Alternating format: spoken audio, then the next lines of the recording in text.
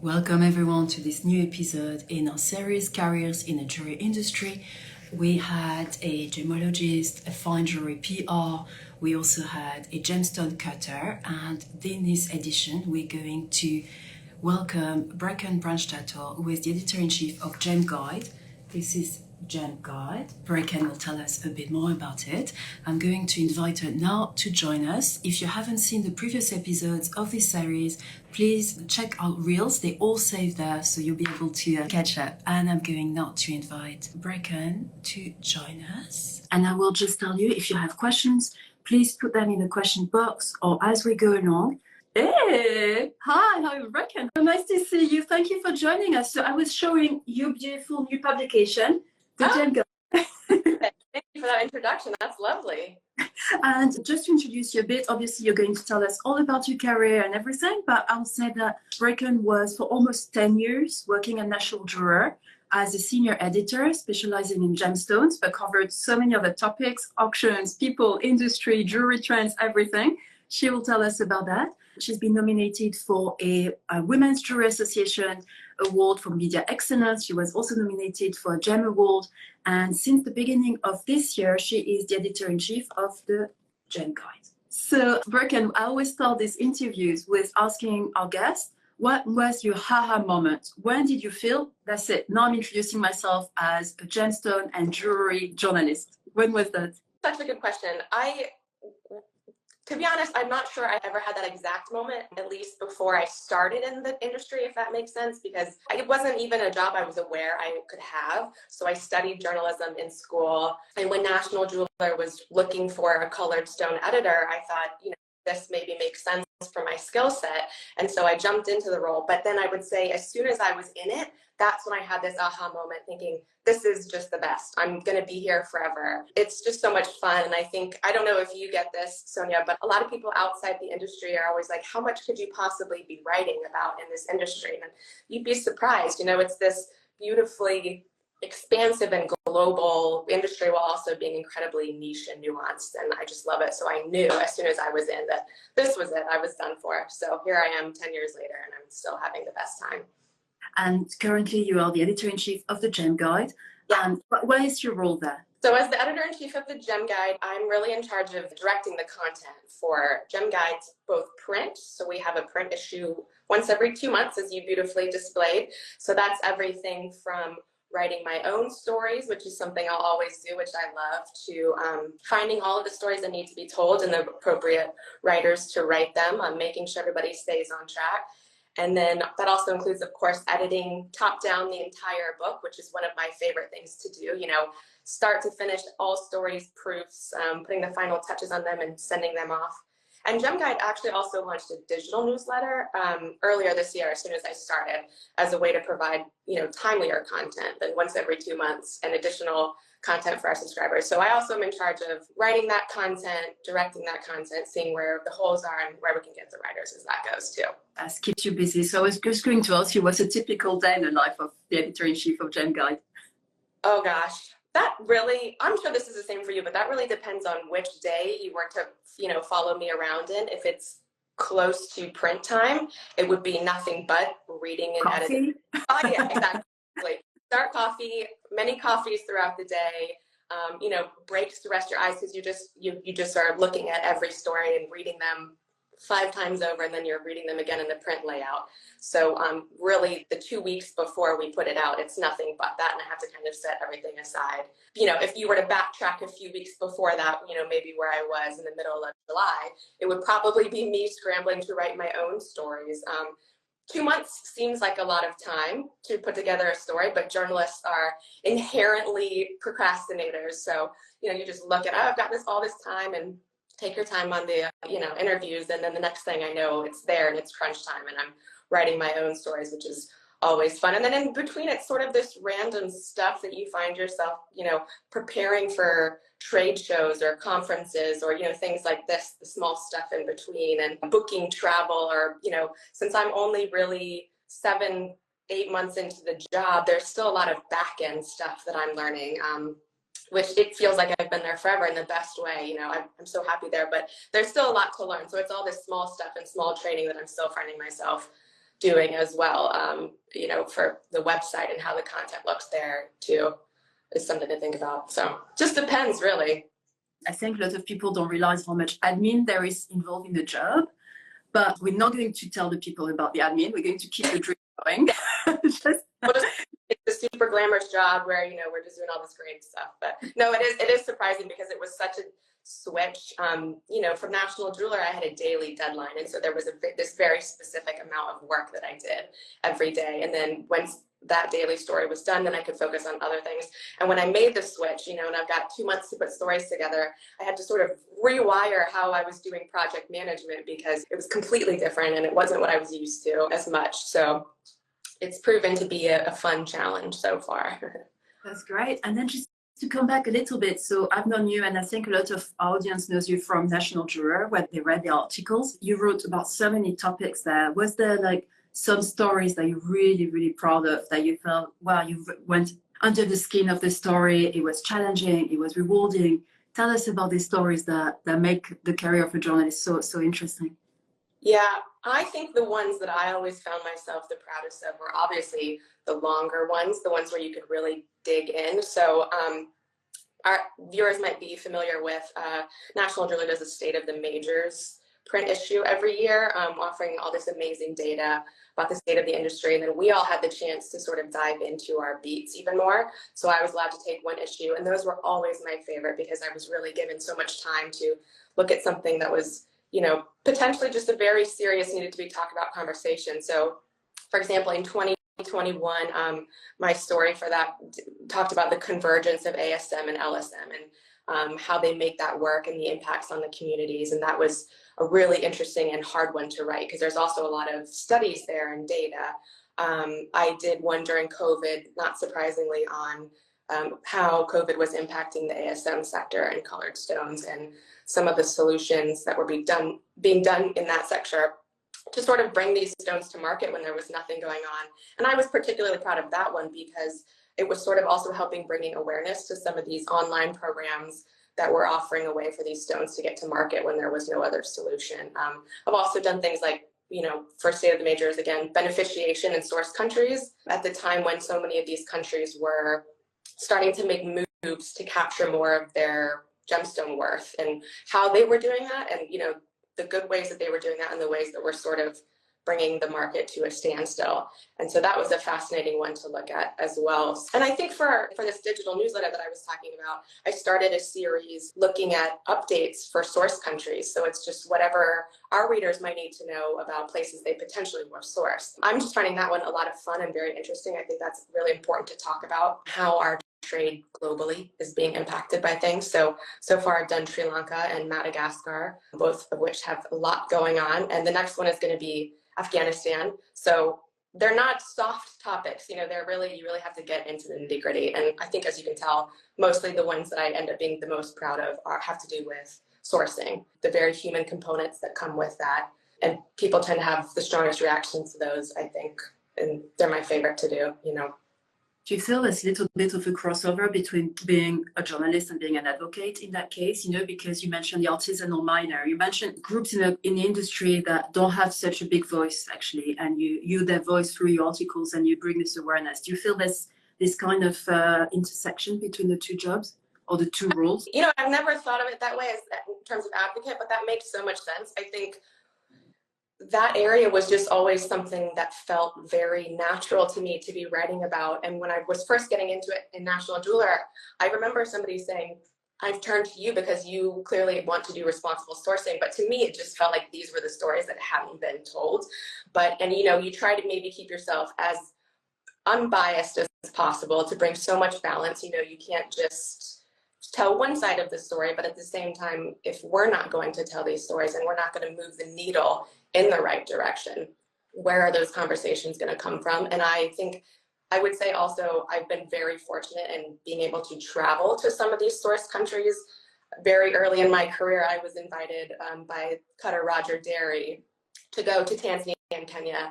And that really, I feel so lucky to have done that because that informs, as I'm sure you know, when you travel, it informs so much of your writing from there on out without realizing it. So being at the source and seeing how much work these miners do to bring this product out of the ground, how hard it can be for them to get it to market. I think you can't see that and understand that this needs to be, you need to be an advocate for those voices whenever you can be, and sort of bring this conversation forward. So yeah, I like that. I like that metaphor. I think that's great. And I'm happy to be in that place. And you went there twice, right? To Tanzania and Kenya? I went there twice.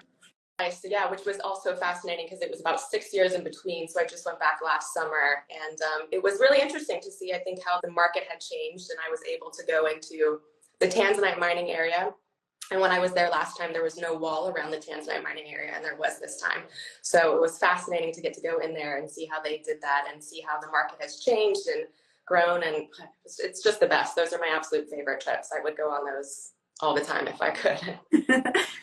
And tell me, what's the difference? Because you also, during your work at National Juror, and I think it must have been the past year also, you also studied to become a GG, a graduate gemologist at the Gemological Institute of America, which is very impressive. Did you feel it was a natural progression for you, having written about the topic, or is it something that you just, you feel passion needed to have also the strong knowledge base? What did you make this decision? I would say it was kind of a no-brainer for me. I think as soon as I found out that GG was a credential you could have, I knew I would at some point get it. But I think part of that was just this sheer love of learning and being in a classroom. That's just what I like to do. And I think that's something that a lot of journalists share. I'm sure you feel this way. You are, of course, studying as well. You have to have a healthy dose of curiosity to be a good journalist. You need to be willing to do the research. You need to be willing to ask the questions. You need to have like an innate sense of wanting to figure out why something is the way it is. So I knew that I wanted to get into this incredibly scientific look at stones to understand them better. So that was one component of it. I just really wanted to learn it. And the other thing I think is career-wise, I definitely understood that there was a need for it if I was going to be the best journalist that I could be for the trade. There was sort of this dichotomy of doing it for my present as well as doing it for my future. So I started it in 2020, early 2020. So it was perfect timing. I had nothing to do during the lockdown but study, for better or for worse. So I was able to finish it, up right in time, by chance in December, in time to start the new job, which was perfect. But I always felt at National Jeweler, I think that the more you get into the industry and the more you understand how nuanced and complex it is, especially the colored stone world, the more I felt like I was only able to tell so much of the story to the trade. So if there was something that the trade was seeing that was a concern, and I didn't feel like I even knew the right questions to ask or to understand what they were telling me well enough to re-communicate that to the trade, that I wasn't, sort of doing my best. So eventually I realized that this was something I would need if I was going to go, if I was going to do the best that I could. And then I think for the future, I just knew, like I said, I knew I was never leaving Gemstones. That was never a question. I'm thinking I'm here forever. So why not get the GG? It'll just help me, it's a good investment to stay on that track. So I'm so glad I did. I had so much fun doing it. I would be curious to hear what you think too, because, if you're looking at it the same perspective, I mean, it's just, I think it's a set of knowledge you have to have. Absolutely. No, I agree. I agree with you. And I think that's the thing. You get hooked into this industry. You start as, what am I going to be writing about? Like, most people. And then suddenly you're like, oh, there's so many things I need to learn. So many people I need to speak to. So many fields I didn't even know existed. So I'm completely with you on that. And actually, I wanted you outline some of the skills that, are necessary to be a journalist: curiosity, persistence, looking for something. Do you think there's some skills that are specific to being a jewelry and gemstone writer? Because I'm sure you have the same. A lot of people contact you or contacted maybe Michelle also Graf at National Jeweler. I want to write for you.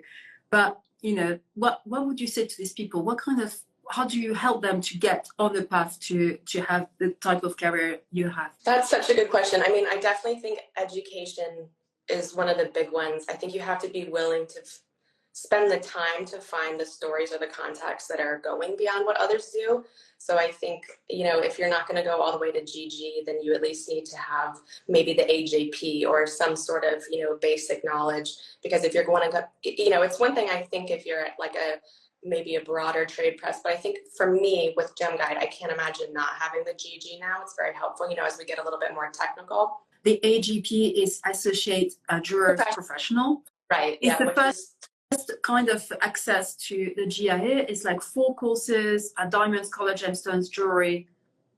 And I think there may be a jewelry design. No, I think maybe there are only three, Right. actually. It's only diamonds, color, gemstone, and jewelry, right? I also did it a few years back, but there's 3 courses. It's more financially accessible than a GG. You need this to do the GG anyway, so that would be the first taste. And there's no classes, everything is online. So just for the people listening, if that's of interest, check the Gemological Institute of America. And that's a good place to start, I think, for the really, really solid basic knowledge. Yes, thank you. That's very helpful. Yeah, I think, it is sort of top level, but it's better than nothing, I think, as you're trying to write about some of these increasingly complex topics. I would say keeping up with other publications I find to be a really important thing too. All the other magazines and, even the more scientific journals, because that sort of helps you get a better, the more you read, you're just going to, through osmosis, learn it is what I found as well. And it also helps you pick up on the trends that people are talking about and maybe where the holes are. I think one of the biggest things, this might not be specific to gems and jewelry world as much as being an editor and trade overall, but I think it's really important when you're a journalist and an editor here, as part of the trade, to really insert yourself into the trade. So one of the first things that I learned at National Jeweler was to say yes to everything that was thrown my way, whether that was, obviously the trips. I was never saying no to a trip if they wanted to help me, but also, the conferences and the panels and the conversations and even the evening events. That was definitely not my comfort zone, I would say, especially when I started and I didn't know anybody. But I can't tell you how many eventual stories or opportunities have popped up just from saying, yes, I'll go to this event and just see who's there and see who I meet. And, when you don't know anybody and you're forced into these conversations, there's just so much that can come out of it, and just to also be getting your name out there. I think when you meet somebody in person and you get to know them as a person, you're a lot more likely, it's my hope that they're a lot more likely to then come to GemGuide with these stories or turn to me to maybe tell that story in the journalist role. So I just think it's really important to commit to that, and you'll definitely see benefits. You can't be shy about going out there and asking for cards and contacts. If you really want to find the stories that nobody else is telling, you have to be out there to make sure people know that you want to do that. So that's something I think is probably pretty underrated in terms of this position. Yeah, I agree. Walk the room. I think that's yeah. Oh, that's very nice. We have Rafi, the singing jeweler from New York, who tells you continued success and blessings. So we're happy to receive all the good wishes for Brecken, but also if you have questions, please put them in the comment or in the question box, and we'll ask if you have any questions about GemGuide specifically. Actually, I have one. How do you subscribe to GemGuide? Oh, yes. So if you go on to gemguide.com, you can look at there's obviously a print and digital option, a digital only option, and then we have a rate for international subscribers. And we obviously have our digital now too, that's included with everything. So please log on to our website. You can look through our news archives as well if you want to get an idea of what kind of content we publish. It's our goal this year and onward to build up that editorial content even more. So I'd love to hear from everybody. You guys give us feedback and ideas and let me know what you think. Great. And also, if you want to read backstories from Brecken, you can visit nationaljeweler.com. You have a lot of really interesting stories about a trip to actually Tanzania and Kenya, the most recent one. And I'm sure if you go through thousands of articles, you might find the previous. I was sifting through the archives yesterday to sort of jog my memory, and I was thinking, there's a lot of content here. I forgot how much, And talking about content, we have a very meaty question here. I don't know if you see it as well. Have any of your stories ever been censored, as in touching upon a no-no topic? Touching upon a no-no topic. I think that depends on who you ask. Sometimes in the process of writing things, I've had people say, I really don't think you should do this. It might upset, the trade. So for example, Gemfields a few years ago, when they were having a lawsuit about what was going on in Mozambique, people were saying, tread lightly on this, it wasn't, I think there's nothing that's ever stopped, if that's made sense. I can't recall a time when the story ended up not coming out because of it. It's just that those are the kind of stories that you have to really take your time and make sure that you're balanced. For example, when I was mentioning the State of the Majors stories, one year I did a conversation about the difference in the labs, which is something we talk about now, the labs and, origin determination, nomenclature, and the fact that they aren't necessarily harmonized on a lot of these things. And are they harmonized? Are they working towards it? And, what's going on there? And somebody told me, I'm not sure you should touch this one, but it didn't make sense to me at the time because I was thinking, this is a conversation I think we should have. And everybody was very helpful with it and it kept going. But there's never been anything that I have opted not to write for the reason of it's a no topic. I think that's just the case of you take it very slowly and you really do your research and you don't rush it. And I will give Michelle Graff a lot of credit here because I never felt like she would have let a story go through that shouldn't be. And she was very good about giving us feedback that was helpful and balanced and making sure all the right voices are in there that need to be in there. I just saw somebody say I should speak slower. I'm very sorry. I think I have a New York speed of talking. Oh, and I think it's the passion. That's what we'll say. Michelle Graff is the editor-in-chief of National Juror. And also, what I wanted to say, I think that's what makes you such a respected figure in the industry, that people know your articles are balanced, well-researched, well-investigated, and solid as well, and very thorough in their research. I think that's what makes you stand out in this industry. So I hope that answers the question of our listener. I had actually also, you started in 2013, so we have 10 years. Things have changed a lot, but the last 10 years has been very heavy already on social media. Do you see the job of the trade journalist changing? Like, when I started, I feel like ancient saying that. When I started a long time ago, we only had to write the articles, file them. It was coming out, if we were lucky, on the website, but mostly in print. Today, you need to know how to edit videos, you know how to do Reels, how to do Instagram, Threads, TikTok, everything. So I would like to know, how do you see the job as a trade journalist evolving? And what do you see maybe the next generation doing a bit differently than what we're doing right now? Oh, that's such a great question. It definitely is so different. I mean, you're right, Sonia, because even when I started at National Jeweler, before I was in Gems and Jewelry, I was actually writing for a trade publication that covered beverage alcohol. And even at that point, we were barely on Twitter, and the stories as they were posted online were very basic. And so you're right, you just did what you studied to do, which was write the story, and the rest you either did or didn't. And it wasn't like a make or break even at that point, which is crazy how much in a decade things have changed. And I remember, then we get Instagram, and I think my biggest change was Instagram stories. I remember when stories came out and we were in Vegas right after it. And I remember thinking, I'm exhausted by this, you're trying to do your regular trade show walking conversations with people while also keeping everyone around you up to date on what you're saying. So it was just a constant posting. And I think the thing that's for journalists that's been sort of a curve to figure out is what your presence is there and I think we always had a conversation at National Jeweler of how you're sharing your content without sort of feeling like you're overloading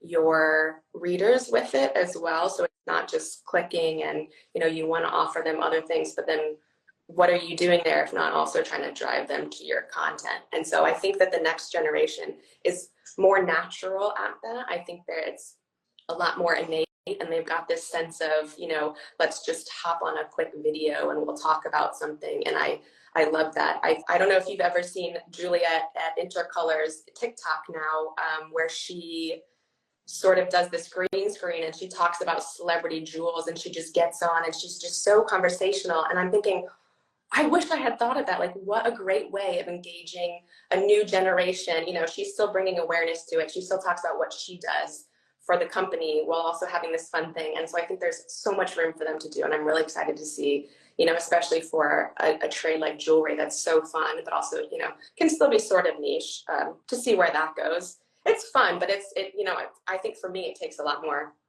thought into, what my social presence can and should be as a journalist. So which social platforms do you use? Which one do you use and which one do you like? Because I think sometimes it's not the same. I use Facebook, LinkedIn, not Twitter anymore, Threads. I'm trying to get onto Threads. Obviously, Instagram is a big one. And I'm on TikTok, but I have yet to make anything on TikTok. I just have no idea. I'm a lurker there. But Facebook and LinkedIn, they're not my favorites. Actually, I shouldn't say I like LinkedIn, but I just don't really use it as often. Facebook, I really don't use personally. It's not my favorite, but what I find, what I think is also so interesting about social media in this trade is, for example, Facebook, there are so many people, especially in the gem world, that are on Facebook. It's so active. And I think it can be a really interesting place just to sort of watch the conversations happen. And there are lots of good forums and groups for gemology people. And I think it's a really interesting place to pick up new story ideas, that people might not be watching. And I have to sometimes remind myself to scroll through Instagram, in the middle of the day, because it sort of feels like counterproductive to be on Instagram. But because I think I follow probably more gem and jewelry people than not, the feed is really interesting to see what people are talking about. And there's been a lot of times when I've sort of screenshotted something as a story idea and gone back and said, hey, I'm really interested in this. Can I write about this? Can you tell me more? Or in Facebook too, just to see if you're starting to notice a lot of conversations around something, just independent posts. It's such a good place, I think, to draw content. I really enjoy just like, I'm sort of a lurker on all these things. I think, just seeing where the conversations happen there. So. Oh, that's great. I like it. I think it's nice to know that, it's not just about being a participant always, but just, to know what's happening, what's the vibe, what's the sentiment, I'm the same. Like sometimes I follow some groups just to feel what do they talk about and what makes them angry or happy or, not that I'm going to take part, but I think it gives you a good feel for what's happening in the industry, since it's quite a niche industry as well. Absolutely. I like that, what makes them angry. I think that's probably when they feel really passionate about something. And I think it's probably also in some of these groups like a safe space, because there's been a few times when I've sort of thrown questions at them just to get a general idea. And people always, as long as you're very clear about what it is, people are very open to giving feedback in sort of this controlled environment and where there's lots of honesty and transparency. And so I always appreciate that from the groups as well. Yeah, absolutely. And what advice would you give to your younger self? Apart from going on TikTok from the start. And yeah, I think I would just tell myself, this is maybe going way back, but just to trust in my love and passion for writing. I didn't start out thinking that I was going to be, I've always loved it. It's always been something I was good at and, in school, but I actually didn't think that I was going to have a job as a writer. It didn't seem lucrative or stable to me. So when I went to college, I started as a business major. And then the stress of everything that I needed to do to get into business school, and I ended up hating my classes. It was a lot, and it really ate at me. So when I finally made the switch over, I was very, very happy, but I was very anxious, and that, right after graduation, to find the job. And it took me a year to get a full-time writing job in New York. I graduated right in the pandemic, and I think I was just so anxious to have everything settled and find the path. And it never works out quite the way that you want to. So I wish I would have sort of just taken that time to like learn new things and try out more things rather than be so wrapped up in it. But I can't complain. I found the path that I needed to find. So I'm happy with that. That's good to hear. And as a concluding question, I would like to ask you, and I'm sure you've been asked so many times, but I'm just a cliche really, but what is your favorite gemstone? Oh, I'm so glad you asked. I have a lot of people have trouble deciding one, but for me, it's clear and away spinel. Oh, tell me about it, because at the moment I'm looking at this gray spinel and they have this lavender thing, and I've seen a few recently in real life, and I have to say I never thought of spinel, to be very honest with you. I've commissioned articles about spinel that sounded so interesting. I like the connection with rubies and everything, but now tell me which shade do you like and why? Tell us a bit more, because I'm also finding it very, very interesting. Yeah. Okay. This is where I have a harder time answering, because I fluctuate, because I love the grays and the lavenders. I think that for their price, what you get is just incredible. I think they're just super cool and sleek. And when you put them into a really good modern design, they look great. Spinel overall, I just love its, transparency and its fire. It's got a lot going on, but I think you can't beat a really nice pink spinel. I would rather have pink than red, but that's just my personal preference. I don't know what it is. And then, for anybody who wants to go look, you should go look at what they call Jedi spinels, or cobalt blue spinels. You've seen those, right, Sonia? They're incredible. They're just super fascinating. The color is out of this world. And I think what I've decided maybe I'm going to look for in Tucson, because I'm already starting to think about my shopping list, is that spinel crystals sometimes are an octahedron, just like diamonds. And I really want like a raw crystal, just as it is in an octahedron, and to set it in something is my next goal. I say that, and I have a pile of stones that I've never done anything with. So I have, you know, issues with committing to setting them into something. So do you enjoy the energy in the meantime, at least to know they are there? yes, exactly. Just to have like a drawer that I can pull out and look at. And they were helpful to have when I was studying my GG as well, you know, extra practice. So I guess you can't beat that. What's your favorite? Emerald. Emerald. Oh, Yeah, fantastic. Colombian. I'm wearing Zambian emerald actually today, but one day my dream is to have really nice cut, emerald cut Colombian emerald. That's my, I'm a classic girl actually. I'm quite classic, but I just love the energy of the green. It's just something, but I just love this jewelry editor, gemstone editor that has a drawer and has a stones inside. I'm a cliche. I know it. I know. No, it's great. Sit there, so we talked about passion before. To conclude, well, I think it was so interesting. I really enjoyed this conversation, Brecken. Thank you so much. So tell me, before we leave, what is your plan for the Gem Guide? I know you mentioned the newsletter. It's still the seventh month in your job. But how do you see the future, either for Gem Guide or for yourself? What's next? Obviously Gem Guide, but what's next in terms of trips or adventures in the gem world? Oh my gosh. Well, I hope I'm allowed to say it, but I'll be heading to Brazil very soon. I think there is a story there I'm going to visit a mine, and you'll see content about that. But I think there's a story to be told about Brazil, and maybe why, as one of the biggest producer countries, we don't talk about it more in the trade. I'm curious what they're up to over there. So this is to come. We've got a lot of exciting things planned for GemGuide. I think it's such a fabulous publication, and our readers might know it for the pricing guide that is run more so under Stuart Robertson's hand. He's got a team, and you know, he does such a fabulous job every issue updating that. But as he sort of adjusts that, we have more space for editorial, and I think there's a lot of areas we can dig into. I think GemGuide can definitely find its niche and add some departments. You know, we want to start focusing more on fine minerals. I'd like to focus more on lapidary. That's one of my favorite areas to cover just personally, you know, and just getting into some of the, I think there'll really continue to be a balance between, we're so lucky to have all these contributors and these experts in the trade and having their voice bring those in. And then as I mentioned, will continue writing for sure stories for them that need more of a objective voice, a journalistic voice. I'm going to continue, like I mentioned, you know, digging into the responsible sourcing, the human components there. That's always my favorite, and get into some of these heavier ones. I've been considering what needs to be covered, as I'm sure all the editors are, about climate change. And when you talk about nuanced, I mean, that's such a heavy area. So that's on the horizon, but I'm unsure yet what, you know, tack that needs to take. I think that's one of those ones that, like I mentioned, will have to go slow and report carefully and hit all the spots.